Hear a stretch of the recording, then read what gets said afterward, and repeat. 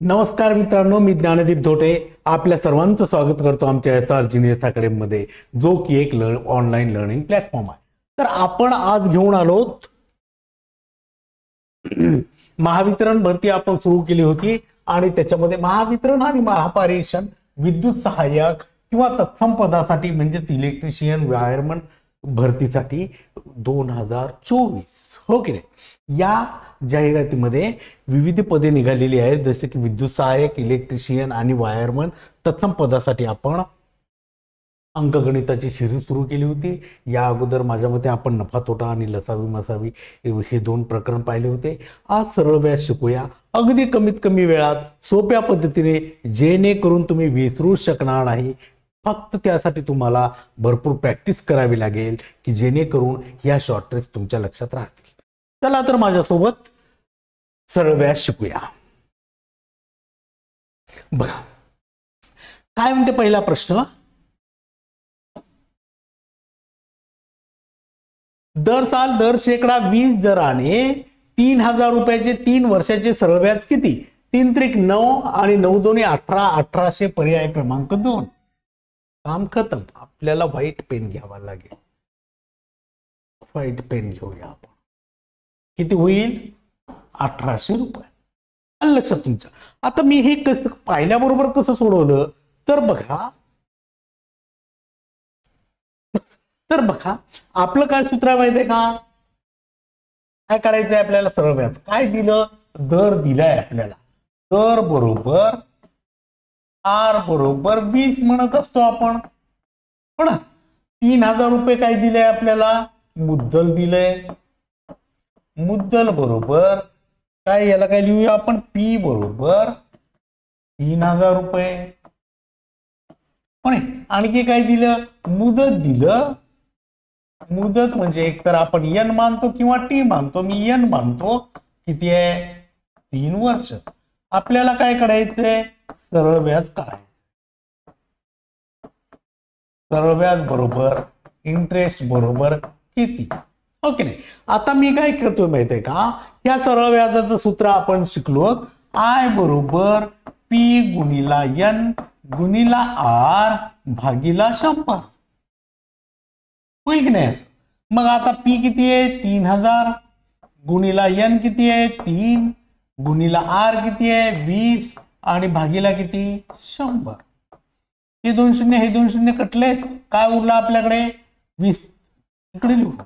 30 गुणिला 3 गुणिला 20 बरोबर 20 त्रिक 60 आणि 60 त्रिक 180 आणि हा शून्य 1800 रुपये त्याला किती द्यावं लागेल? व्याज द्यावं लागेल. लक्षात तुमच्या एवढं. ही होती आपण शाळेत शिकलेली पद्धत. हो ना. ठीक आहे. आता मग आपल्याला एवढी मोठी पद्धत करावी लागेल का? तर अजिबात नाही. मला काय माहित आहे? मला काय मान्य माहित आहे का? छेदाला किती येतात? 100 येतात. एवढं लक्षात ठेवा. लक्षात तुमच्या. 100 आल्यानंतर 2 शून्य कॅन्सल करूया ना. 2 शून्य कॅन्सल केलेत. आपल्याकडे काय काय उरलात? 3 30. 3 त्रिक 9 म्हणजे 90. इथला 9 दोन्ही 18 आणि 2 शून्य झालं. काय अवघड होतं? इथल्या इथं पाहिल्याबरोबर अगदी चुटकी सरशी. पण एकदा सांगू तुम्हाला, असं होईल एवढं तर आपल्याला माहित आहे. या तिघांचा गुणाकार भागिला किती? 100. हो ना. मग हे 2 शून्य कटलेत. मग आपल्याला हे इथंच उरलंय ना. 3 त्रिक 9 9 दोन्ही 18 आणि 2 शून्य. काम खतम. अगदी 5 ते 6 सेकंदात पाहिल्याबरोबर हे सर्व करायची गरजच नाही. इथल्या इथे 3 त्रिक 9 9 दोन्ही 18 2 शून्य कटले आणि हे 2 शून्य 1800. प्रश्नच मिटून गेला. लक्षात तुमच्या. अशा प्रकारे ही सोपी पद्धत होती. माझ्या मते ही तुम्हाला समजलं असेल. हो ना. त्याच्यानंतरच बघूया आता काय म्हणते.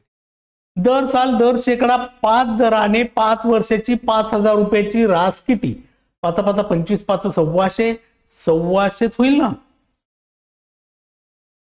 1,600 म्हणजे 1250 म्हणजे 6250. पर्याय क्रमांक 1 चं उत्तर 6250 होईल. आता बघा मी काय केलं? हे 2 शून्य कॅन्सल केलेत. आता आपल्याकडे काय उरला? 5 गुणिला 5 25 25 गुणिले 5 सव्वाशे म्हणजे 1250. हे काय झालं आपलं व्याज झालं. आपल्याला काय करायचंय रास काढायची. मग रास काढताना याच्यामध्ये मिळून 5000 मध्ये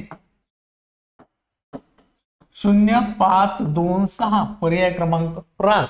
रास म्हणजे काय मुद्दल आणि व्याज यांची बेरीज. एकदा सांगू आपण बघा मी डायरेक्ट करतो आता सूत्र नाही ठेवत. 5000 गुणिला 5 गुणिला 5 भागीला किती 100. हा काय झाला आपला आहे. पण आपल्याकडे काय उरला 50 गुणिला 5 गुणिला 5 बरोबर 5 5 25 5 सव्वाशे 125. हे काय झालं आपलं इंटरेस्ट झालं व्याज झालं. पण आपल्याला काय करायला सांगितलंय रास म्हणजे एकूण. मग रास बरोबर काय होईल माहितीये का मुद्दल अधिक व्याज बरोबर. मुद्दल किती आहे आपली 5000 रुपये. व्याज किती लागलं आपल्याला 1250. या दोघांची बेरीज किती. मग मी तिथंच केलं तेवढे शॉर्टकट पाहिल्याबरोबर तिथल्या तिथं हो ना. या 5 याला बोललं 5 5 25 5 सव्वाशे म्हणजे 1250 आले. या दोघांची बेरीज 6250. म्हणजे रास एकूण रास किती आहे 6250. पर्याय क्रमांक 1 चं उत्तर अगदी अचूक हो ना. त्यानंतर बघा दशादशे 10 दराने एका रकमेची दाम तिप्पट किती वर्षात होते. पट किती वर्षात होते 300 मायनस 200. 200 म्हणजे किती 20 वर्ष होईल.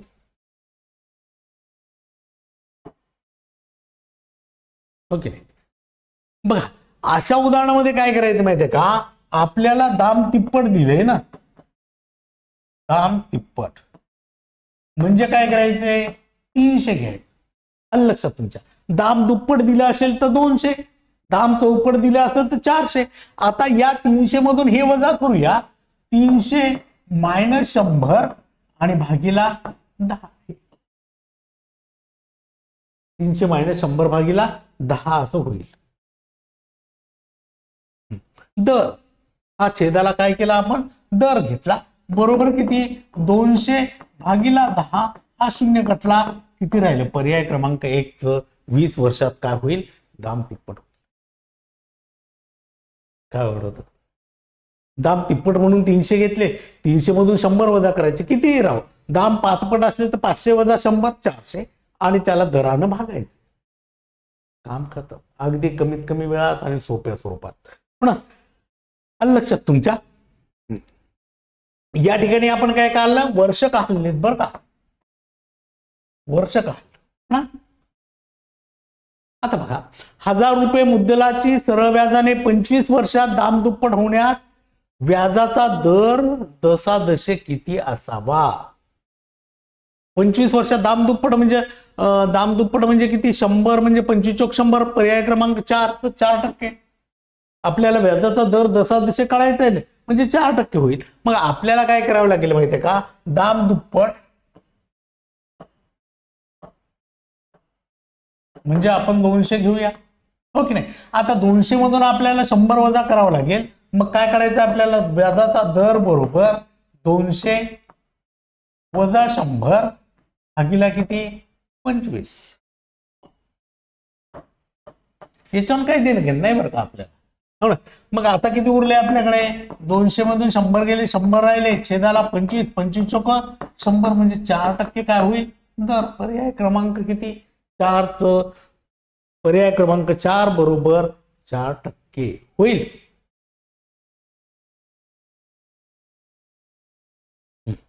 आता बघा एक रक्कम 3 वर्षात तिप्पट होते तर किती वर्षात 11 पट होईल. आता पट साठी आपण काय घेऊया ए आणि बी घेऊया हो की नाही.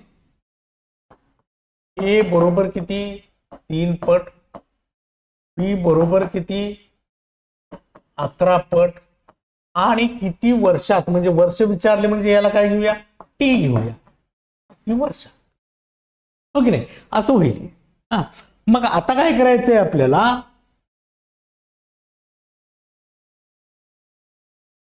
बी वजा 1 करावं लागेल का आपल्याला.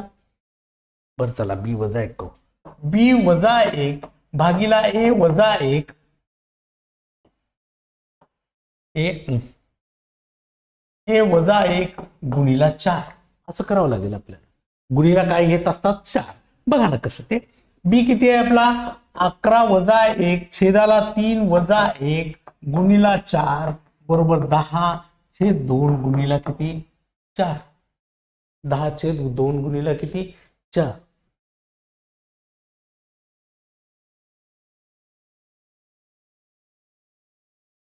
इथे 3 पाहिजे होतं बरं का. हा आपला काय 3 आहे. वर्ष 3 ना. इथे टाइम पाहिजे होता ना आपला. इथे काय पाहिजे होता टाइम पाहिजे होता. आणि इथे किती पाहिजे होता आपला 3. टाइम 3 वर्ष आहे ना. मग 2×5 = 10 आणि 5×3 = 15 वर्ष. पर्याय क्रमांक 1 चं उत्तर. आलं लक्षात तुमच्या. आता बघा काय करायचं सोप्या. दुसऱ्यांदा जी पट दिली की नाही त्याच्यातून 1 वजा करूया. काय राहिले अगोदर किती पट होती ती पट त्याच्यातून 1 वजा करूया. 2 राहिले. किती वर्षात काढायचंय आपल्याला 3 वर्षात हो ना. मग 2×5 = 10 आणि 5×3 = 15 ही होती आपली. आलं लक्षात. अशा प्रकारे आपल्याला करता येईल. नंतरची जी पट दिली ती अंशाला लिहून 1 वजा करा. अगोदरची जी पट आहे ती छेदाला लिहून 1 वजा करा. आणि आपल्याला अगोदर टाइम किती वर्ष दिलं ते लिहावं लागेल हो की नाही. आणि त्याच्यासाठी आपण अशा प्रकारचं सूत्र केलं.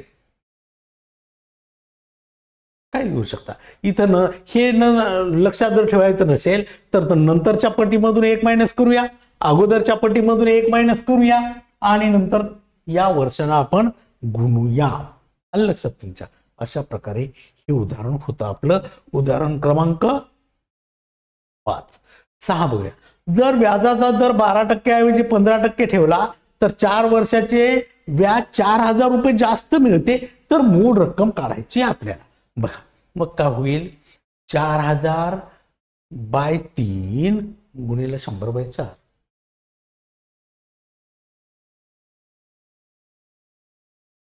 येईल माझ्या मते 4000/3 गुणिले 100/4 हो ना. काय बरोबर किती शून्य 1 2 3 4 5 आणि भागीला 3 होईल की नाही. आता 10 वर किती शून्य तेवढे शून्य. 3 2 5 शून्य. ठीक आहे. बघा आता 3 नाही याला बघू. 3×3 = 9 1 उरला. 3×3 = 9 1 उरला. 3×3 = 9 1 उरला. 3×3 = 9 1 उरला. 3×3 = 9.1 उरला. असंच वाढत जातं. म्हणजेच काय आलं 33,333.33. पर्याय क्रमांक 2 चं उत्तर.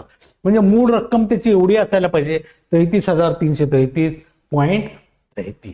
आलं लक्षात तुमच्या. आता कसं करायचंय माहित आहे का 4000 रुपये जास्त मिळतात म्हणजे तो व्याजातील फरक आहे ना. त्याच्या अगोदर कमी मिळाले. मग आज जर त्याला 1000 रुपये मिळाले तर 4 वर्षांना त्याचं काय होईल 4000 रुपये जास्त मिळतील. मग आपण काय करूया इथे व्याजातील फरक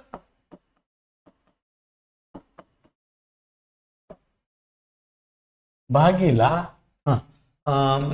दरातील फरक. दरातील फरक गुणिला 100/टाइम मुदत.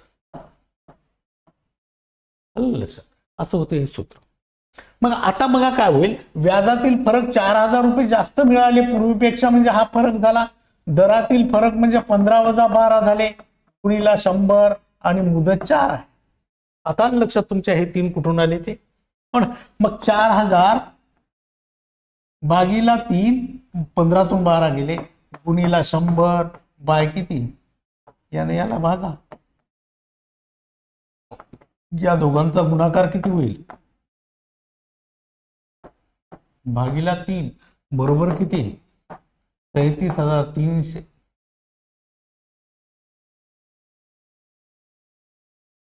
33,333.33 रुपये. पर्याय क्रमांक 2 चं उत्तर अगदी अचूक. आलं लक्षात तुमच्या. अशा प्रकारे देखील गणित असतात आणि त्याच्यामुळे थोडंसं काळजीपूर्वक मी काय केलं व्याजातील फरक लिहिला 4000 हो की नाही. आणि या दोघातील फरक किती 15 तून 12 गेले 3 राहिले 100 ला 100 आणि टाइम किती आहे वेळ किती आहे 4 वर्ष, याची आकडेमोड केली, झालं काम खत. काही अवघड नव्हतं, हो ना. चला तर त्यानंतरच बघा, एका रकमेचे सरळ व्याज मूळ रकमेच्या 4/16 पट आहे. दर व मुदत सारखीच असेल तर दर काढा.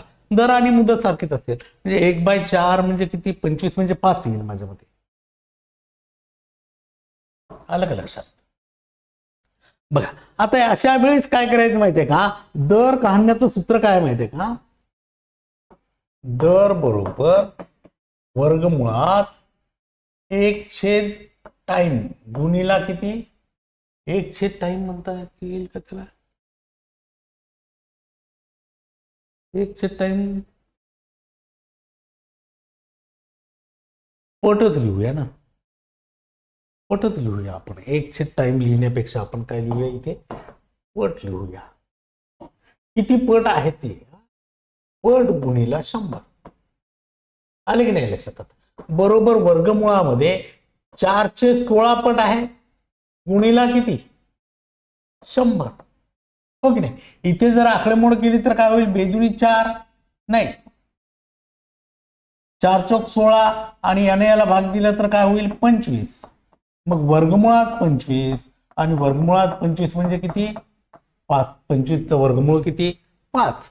किंवा तुम्ही असंही करू शकता 4/16 गुणिला 100. आता आहे ना सगळ्याच वर्गमूळ काढू, 2/4 गुणिला किती 10 होईल असं. मग काय होईल 10 दोन्ही 20/4, 10 दोन्ही 20/4 आणि इथे किती राहिला 4 पंचे 20. पर्याय क्रमांक 1 चं उत्तर. लक्षात तुमच्या. अशा प्रकारे हे उदाहरण होतं, अगदी सोपं आणि पाहिल्याबरोबर उत्तर मिळेल आपल्याला अशा स्वरूपात, ओके नाही. आता इथे जी संख्या दिली जाते, पट दिली जाते, ती अपूर्णांकात जरी असली तरी पूर्ण वर्ग संख्या असते. म्हणजे अंशाचे वर्गमूळ काढू शकतो आपण आणि छेदाचं देखील वर्गमूळ आपण काढू शकतो, काढता येईल, हो ना. तर मग आपल्याला हा देखील एक प्रकार अतिशय महत्वाचा. आणि मुदत जर विचारली तरी मुदत 5 वर्ष राहील ना, कारण दर आणि मुदत किती आहे सारखेच आहेत, ओके नाही. मग काय येईल इथल्या इथं मी कसं केलं माहिती आहे का, याने 4/16, 4/16चं काय निघेल 1/2, हो ना. आलं 4 1 4, 4 चौक 16, 1/4चं वर्गमूळ 1/2 आणि गुणिला काय होईल 10. 100चं वर्गमूळ काढावं लागेल ना 10, 2 पंच 10. अगदी कमीत कमी वेळात अशा प्रकारे आपल्याला हे उदाहरण करता येईल. आलं लक्षात तुमच्या. त्याच्यानंतरच बघूया. बघा, एक व्यक्ती बँकेत 30,000 रुपये 20% दराने व दुसऱ्या बँकेत 7,000 रुपये 10% दराने जमा करतो, तर एकूण दर किती. 3 दोन्ही 6, 60,000 आणि 7 70,000, 3 दोन्ही 12 आणि 13, 4, हो ना. भागीला किती 20 आणि 10 किती 30, 10,000 असेल म्हणजे 13% येते उत्तर. 1 2 3 4, 4च पाहिजे होते ना, 5 येईल, 4च पाहिजे होते इथे 0.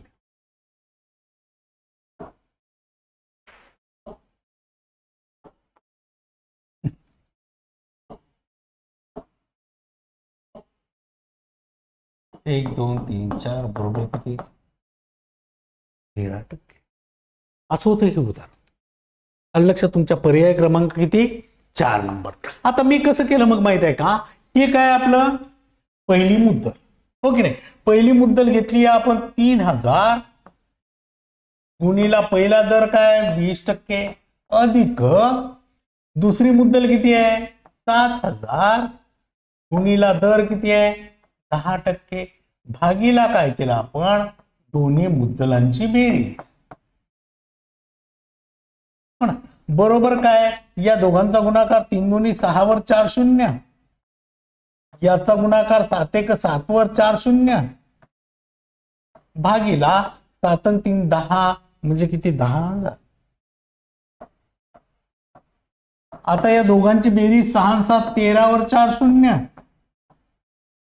आणि छेदाला किती 1 वर 4 शून्य 1 1 1 1 1 1 1 1 बरोबर किती 13%.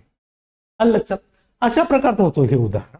बरं आता आपल्याला सूत्र जर म्हणताल तर माहितीये का, याला P1 मानूया, याला दर आहे म्हणून R1 मानतो. मग काय होईल सूत्र आपलं, P1 गुणिला R1 अधिक P2 गुणिला R2 भागीला काय होईल P1 अधिक P2. हे मी इथल्या इथेच केलं होतं. मग 3 दोन्ही 6000 हो की नाही, आणि 7 एक 7, या दोघांची बेरीज 7 आणि 6 13,000.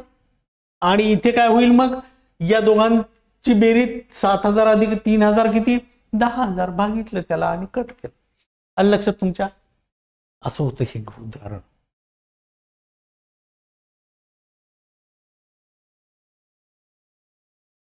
आलं लक्षात तुमच्या. अशा प्रकारे हे उदाहरण होतं. माझ्या मते हे तुम्हाला 8ही प्रकार समजले असतील. अगदी सोप्या स्वरूपात समजावून सांगण्याचा प्रयत्न केला मी. तुम्हाला केवळ प्रॅक्टिस करायचंच काम ठेवलं. मी यासाठी नेहमी प्रॅक्टिस करा म्हणतो की जेणेकरून तुमच्या पक्क लक्षात बसेल आणि ते पुन्हा विसरणारच नाही.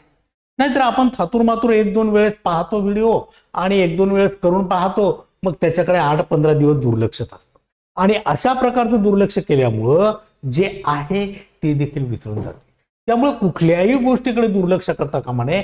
तिला वारंवार सराव करावा लागेल, तेव्हा ती चिरकाळ लक्षात राहील. आलं लक्षात तुमच्या. कुठलीही स्पर्धा परीक्षा म्हणजे काय 6-8 महिने 1 वर्षाचा खेळ नसतो, तो दीर्घकाळ चालत असतो. आणि त्याच्यामुळे आपल्याला ह्या सर्व गोष्टी, ही सर्व सूत्र, ह्या सर्व शॉर्ट ट्रिक्स आपल्याला लक्षात ठेवण्यासाठी आपल्याला जास्तीत जास्त सराव करावा लागेल. माझ्या मते माझ्या ह्या शॉर्ट ट्रिक्स तुमच्या खूप उपयोगाच्या येतील. त्यासाठी तुम्ही तो व्हिडिओ 1-2 वेळेस पहा आणि सराव करा अनेक उदाहरणं घेऊन. म्हणजे निश्चितच ह्या शॉर्ट ट्रिक्स विसरणार नाहीत. हो की नाही. धन्यवाद. भेटूया उद्याच्या तासिकेत एक नवं प्रकरण घेऊन, नव्या प्रकरणासोबत, नव्या उमेदीसोबत, नव्या उत्साहानं. Till then good bye.